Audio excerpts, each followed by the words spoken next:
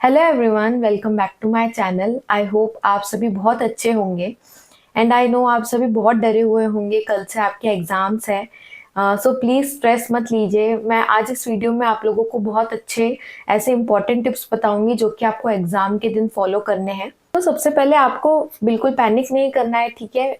I know आपका exam है, बाकी सबका भी एग्जाम है। पैनिक करने से कोई सॉल्यूशन नहीं निकलेगा। बस आपको यही सोचना है, अभी तक मैंने जितना पढ़ा है उसके बेसिस पे मुझे अपना बेस्ट देना है, ठीक है। आपका पैनिक करने से आपका सिर्फ सिचुएशंस वर्स होगी, आप एग्जाम में डरोगे तो सिर्फ और सिर्फ आपका परफॉर्मेंस खराब होगा, अच्छा तो कुछ नहीं होगा। यही सोचिए एंड एकदम काम माइंड से आप रहिए। नेक्स्ट है, अभी कई लोगों के ऐसा होता है एग्जाम आने के पहले। कई बार हम लोग जब बहुत ज़्यादा स्ट्रेस हो जाते हैं या ऐसा सोचते हैं कि स्पीड ज़्यादा नहीं है, तो स्पीड ज़्यादा लाने के चक्कर में, फटाफट क्वेश्चंस को अटेम्प्ट करने के चक्कर में कई बार हम लोग मिस्टेक्स कर लेते हैं, जिससे एक्यूरेसी हमारी मार्क्स में इफेक्ट होती है। इससे क्या होता है, हमारे मार्क्स एंड परसेंटाइल कम आते हैं। ये सभी के साथ होता है, इवन मेरे साथ भी ऐसा होता था कि एग्जाम आते आते जो मार्क्स होते थे उसमें परसेंटाइल मेरे कम हो जाते थे। इवन कई बार ऐसा होता था कि 70s 60s में भी आते थे एंड मुझे काफ़ी डर लगता था कि अभी तक 90s में आ रहे थे, अब एग्जाम आने के पहले ऐसा क्या हो गया। तो मत डरो, सबके साथ होता है, बहुत सारे बच्चों के साथ ऐसा होता है। एंड आपको बस यही सोचना है कि हमको एकदम ज़्यादा ये टारगेट नहीं रखना है कि जल्दी जल्दी हम लोग को अटेम्प्ट करना है, तो उसमें गलतियां नहीं करनी है। आपको अटेम्प्ट ज़्यादा करने हैं बट आपको गलतियां नहीं करनी है। जल्दी के चक्कर में आप कंडीशंस गलत नोट करते हो। मुझे काफ़ी कमेंट्स भी आए थे बच्चों के, मैम हम कंडीशंस गलत नोट कर लेते हैं। वो इसी वजह से क्योंकि आपके दिमाग में बहुत हड़बड़ी रहती है कि फटाफट करना है। तो थोड़ा सा काम होने की आपको ज़रूरत है। एंड स्ट्रेस मत लीजिए मार्क्स एंड परसेंटाइल के ऊपर। आपको सिर्फ और सिर्फ अपना माइंड ब्लैंक रख के कल एग्जाम देने जाना है। Don't be late on exam day. Exam के दिन मैं देखती हूँ गेट क्लोज होने के टाइम पे भी कई स्टूडेंट्स आते हैं। एंड एक बात ध्यान रखना, कंसिडर नहीं करेंगे आपका गेट क्लोजिंग टाइम के बाद। तो ये सब हैसल से दूर रहने के लिए आप प्लीज एग्जाम में जो आपके एडमिट कार्ड में टाइम दिया हुआ है, रिपोर्टिंग टाइम, उसी टाइम पर आप जाना। एक चीज और, ये टिप आशीष सर की ही है एक्चुअली, मैंने उनकी वीडियो में देखा था कि कई बार क्या होता है हम एंड मोमेंट पे जाते हैं, जैसे गेट क्लोजिंग टाइम के 10-15 मिनट पहले, कि हम पहले से जाकर क्या करें। तो क्या होता है, ये एक्चुअल में मैंने फेस किया है कि जब आप थोड़ा टाइम पहले जाते हो ना, मतलब जैसी एंट्री आपकी स्टार्ट होती तब आप जाते हो ना, ऑब्वियसली आपका एग्जाम है तो आप बहुत डरे हुए रहते हो, बहुत ज़्यादा एंशियस फील कर रहे होते हो। बट वहाँ जाकर आप जब बैठते हो, आपको आधा घंटा मिलता है, 45 मिनट्स मिलते हैं, उसमें आप देखना आप कूल डाउन हो जाओगे। थोड़ी देर वहाँ बैठोगे शांति से, जब आप पेपर नहीं दे रहे हो, वो टाइम में ना धीरे धीरे आप देखना थोड़ी सी आपकी एंशियसनेस कम होगी। तो ये मेरे लिए तो वर्क करता था, तो इसलिए मैं भी टाइम पर ही जाती थी। मैं आपको भी यही बोलूंगी कि एकदम लेट समझ जाओ कि गए हड़बड़ी में ऐसे एंशियस होके, तुरंत आपने बायोमेट्रिक वो सब जो भी उनका काम रहता है वो किया एंड तुरंत आप एग्जाम देने के लिए 10-15 मिनट में बैठ गए, तो वो मत करना। एग्जाम सेंटर एक दिन पहले देखकर आ जाओ, ताकि अगले दिन एकदम एंड मोमेंट में आप ऐसा ना हो कि ढूंढ रहे हो।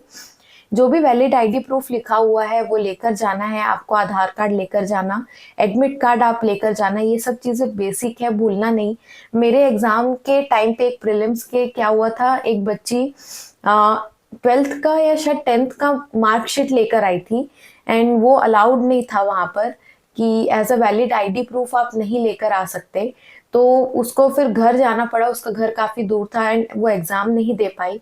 तो ऐसी छोटी छोटी मिस्टेक्स मत किया करो, एक बार देख लिया करो, एडमिट कार्ड अच्छे से पढ़ लिया करो, नीचे क्या इंस्ट्रक्शंस दिए हैं, क्या आपको लेकर आना है, क्या नहीं लेकर आना है। अब बात करते हैं एग्जाम हॉल में डिस्टरबेंस की। ये चीज़ मैंने पर्सनली फेस की है, इसलिए मैं आपको पहले ही बता दे रही, वार्न कर रही हूँ। आरआरबी के, नहीं, आईबीपीएस क्लर्क के प्रीलिम्स के एग्जाम में मेरे बाजू में एक लड़की बैठी थी। तो हो सकता है उसका थोड़ा इंग्लिश में प्रॉब्लम हो एंड उसको रीड करने की हैबिट हो।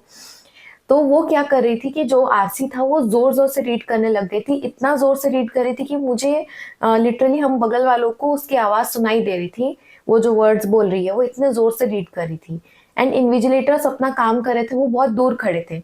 तो मैं पहले बहुत देखी इन्विजिलेटर्स को बुलाने की मैंने कोशिश की, बट वो काफ़ी दूर थे और मैं एकदम ज़ोर से चिल्ला भी नहीं सकती थी उनको बुलाने के लिए। तो उसके इतने ज़ोर-ज़ोर से रीड करने की वज़ह से मुझे इतना ज़्यादा डिस्टर्बेंस हो रहा था कि मैं अपना ही फ़ोकस नहीं कर पा रही थी अपने क्वेश्चंस पे, एंड मैं काफ़ी डर गई थी कि आज का मेरा शायद एग्ज़ाम बिगड़ जाएगा, क्योंकि मेरे क्वेश्चंस पे ही फ़ोकस मेरा नहीं जा रहा था। तो मैंने फिर आखिर में उसी को बोल दिया कि प्लीज़ आप धीरे पढ़िए। हालाँकि आप हो सके तो ये करने से अवॉइड करना, क्योंकि कई बार ये कंसिडर हो सकता है चीटिंग में, बट मेरे पास ऑप्शन नहीं था करके मैंने किया। आप कोशिश करना इन्विजिलेटर को तुरंत इन्फॉर्म करने के लिए कि आपको डिस्टर्बेंस हो रही है, भले किसी भी चीज़ से हो रही हो। कई बार ये भी होता है कि इन्विजिलेटर्स आपस में ही ज़ोर-ज़ोर से बात करने लग जाते हैं। ये मेरे मेंस एग्ज़ाम्स में भी मैंने फेस किया है। तो जब भी आपको डिस्टर्बेंस फ़ील होती है तो आप उनको तुरंत बोला करो, क्योंकि देखिए आपकी लाइफ़ है। आपका अगर ये एग्ज़ाम क्लियर नहीं हुआ तो आपको 1 साल वेट करना पड़ेगा, उनका कुछ नहीं जा रहा है। इन्विजिलेटर्स ऑलरेडी जॉब पर है। तो आप अपने लिए स्टैंड लेकर बोल देना। नेक्स्ट है रफ शीट का, मैं आपको बताती हूँ। जैसे मान लीजिए आपकी ये बहुत छोटी-सी चीज़ है बट आपके लिए बहुत मायने रखेगी, इसलिए मैं बता रही हूँ। जैसे आपको रफ शीट्स मिल जाती हैं, ये आपकी आखिरी रफ शीट है। ये मैं पर्सनली क्या करती थी, जब यहाँ तक के फिल हो जाता था तब मैं नई रफ शीट माँग लेती थी, या फिर जब लास्ट का 1 पेज बचता था तब भी।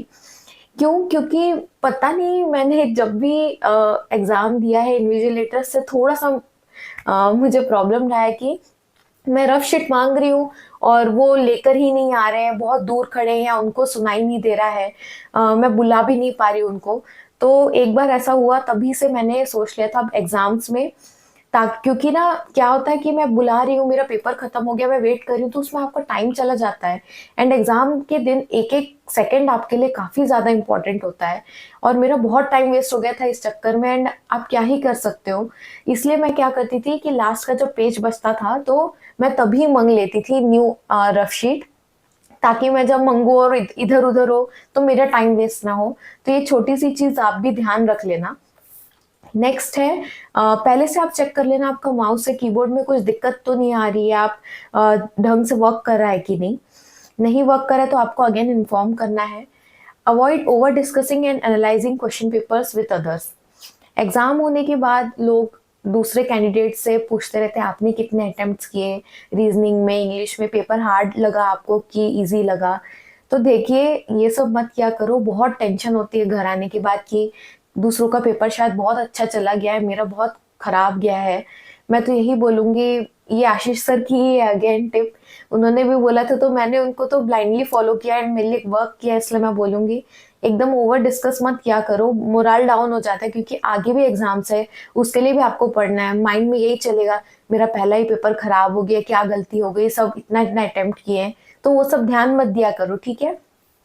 आखिरी में मैं यही बोलूँगी, ट्रस्ट योरसेल्फ, अपने ऊपर भरोसा रखो कि आपने इतने सालों या इतने महीनों, जितने भी टाइम आपने मेहनत की है, आपका अच्छा ही होगा।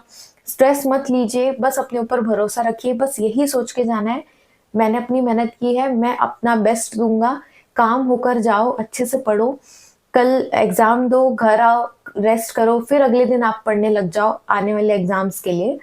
तो all the best for your exams, बिल्कुल मत डरना, डर लगेगा बट काम होकर जाइए, एंड प्लीज़ आके अपने अटेम्प्ट्स मुझे ज़रूर बताना, मुझे जान के खुशी होगी अगर आपका पेपर कैसा गया है। I hope this video was helpful.